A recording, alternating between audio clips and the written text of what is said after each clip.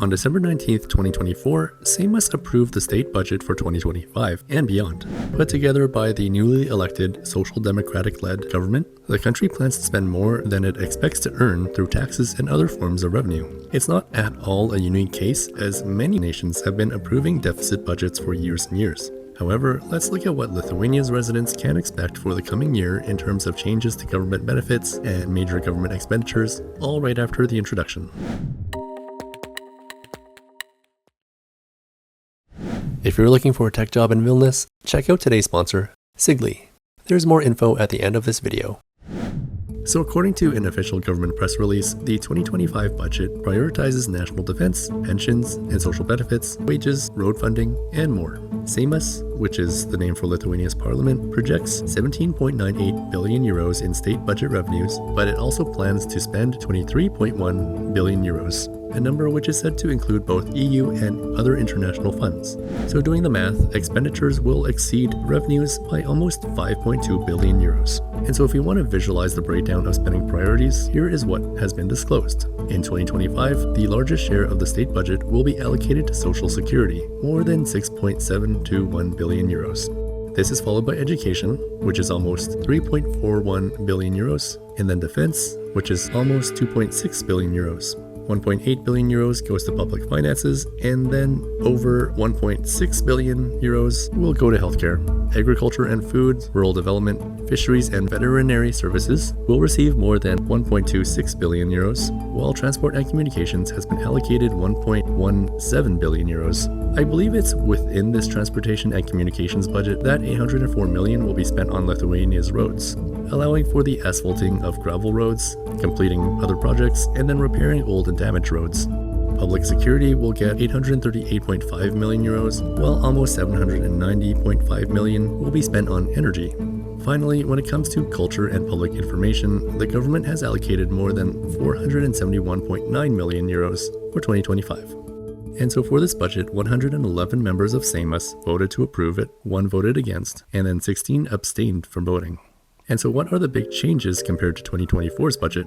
Well, 394 million euros will be used to increase the salaries of teachers, lecturers, scientists, and other teaching and non-academic staff.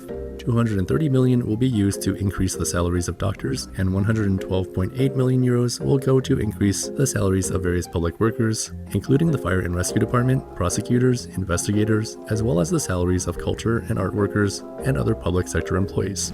This represents an average increase in pay of 10% for doctors, nurses, and resident doctors. It's an average raise of 8.2% for teachers and lecturers, and Lithuania's minimum monthly wage, or MMW, will go up by 12.3%, from 924 up to 1,038 euros, which I suppose is potentially bad news for business owners, but good news for low-wage workers.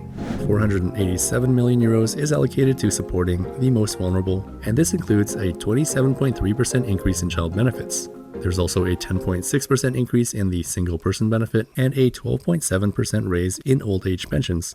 This translates to an average monthly increase of 81 euros for senior citizens. And then I'm sure most of you know that national defense is getting a lot of money too. The Ministry of National Defense, including the Defense Fund, will be getting more than 2.5 billion euros, which represents 3.03% of Lithuania's GDP. That number could actually grow as the 2025 budget maintains the continuity of the right to borrow for needs related to national defense, the defense industry, and the deployment of the German brigade. The budget increases the borrowing limit for defense by 800 million euros, which would raise the level of defense spending up to 3.5% of GDP. And then 1.71 billion euros will be allocated to Lithuania's green transition, including the renovation of multi-apartment buildings, loans for renewable energy generation for private and public legal entities, investments in green industrial technologies, and the development of high value-added industries. 263 million euros will be spent on the Millennium Schools program, which, among other things, ensures modern education accessible to all, and the development of a vocational training system that responds to the needs of the market. 206 million euros will be spent in the sectors of science, business, and innovation, while 147 million will be invested in digital transformation to develop technological solutions and tools for secure and user-friendly access to services, as well as restructuring the management of state information technologies and promoting the digitalization of businesses. The budget foresees that the general government deficit will amount to 3% of GDP this year, while the general total government debt for 2025 is estimated to be 44.4% of GDP. So those are all the numbers.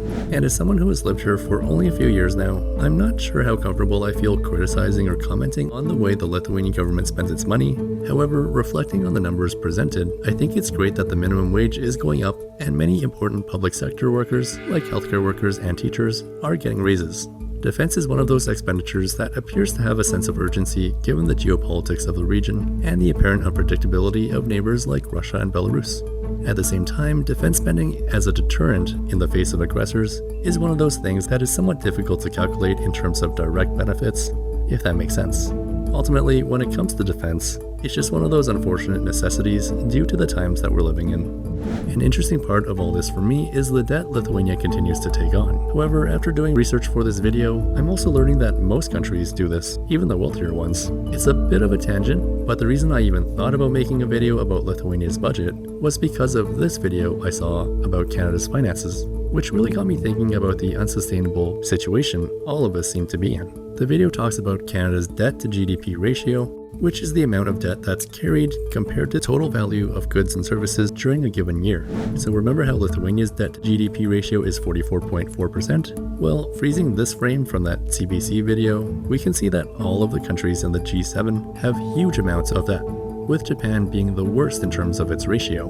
All of this makes Lithuania look like a superstar when it comes to government debt. And then digging a little deeper on this website, you can see just how normal Lithuania's debt situation really is.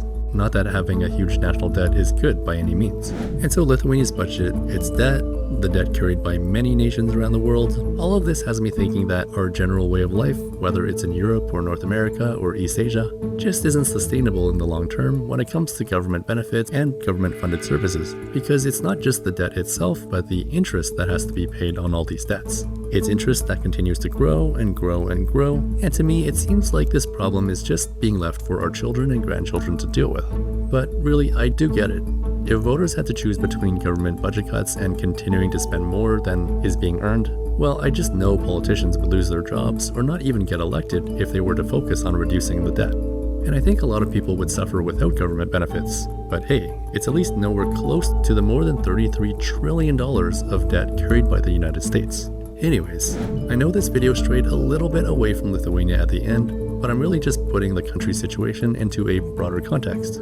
But what are your thoughts on Lithuania's 2025 budget and its spending priorities? And then on the last bit of the video, what do you think about governments in general continuing to grow their debts year after year? Let me know what you think by leaving a comment. And this video is brought to you by Sigly. Sigly is on the hunt for talented IT and marketing experts to join their team, especially here in Lithuania. Sigly is a digital development services company with its office located in Vilnius. They're on the hunt for more people to work in sales and project management, and if you know another European language, that's even better. Check out sigly.com to learn more about their career opportunities. As always, thank you so much for watching, and I'll see you next time.